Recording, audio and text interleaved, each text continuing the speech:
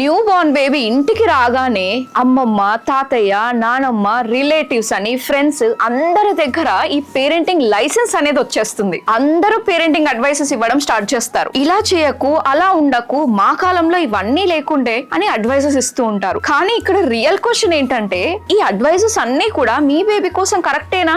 ఈ జనరేషన్ లో ప్రతి బేబీ డిఫరెంటే ఉంటుంది కదా. కొందరు బేబీస్ స్వాడిల్లో నిద్రపోతారు, అంటే బట్టలు టైట్ గా కట్టేస్తే పడుకుంటారు. కొందరు బేబీస్ ఈ స్వాడిల్లో అసలు కంఫర్టబుల్ గానే ఉండకపోవచ్చు. కొందరు బేబీస్ 3 months వరకు నైట్ టైం మంచిగా నిద్రపోతారు. ఇంకా కొందరు బేబీస్ ఉంటారండి 1 year వరకు కూడా హోల్ నైట్ అసలు నిద్రేపోరు. కొందరు బేబీస్ కి స్ట్రిక్ట్ రొటీన్ అవసరం ఉంటుంది. కొందరు బేబీస్ కి చాలా ఫ్లెక్సిబుల్ రొటీన్ లో హ్యాపీగా ఉంటారు. సో పేరెంట్స్, పేరెంటింగ్ యొక్క గోల్డెన్ రూల్ ఒకటే, ఎవరి అడ్వైసెస్ అయినా బ్యాడ్ ఏం ఉండదు, కానీ ఆ అడ్వైస్ అందరికీ సూట్ అవ్వకపోవచ్చు. పేరెంట్స్ ఆలోచించి మీ బేబీ కోసం ఏది కరెక్టో దాన్నే ఫాలో అవ్వండి.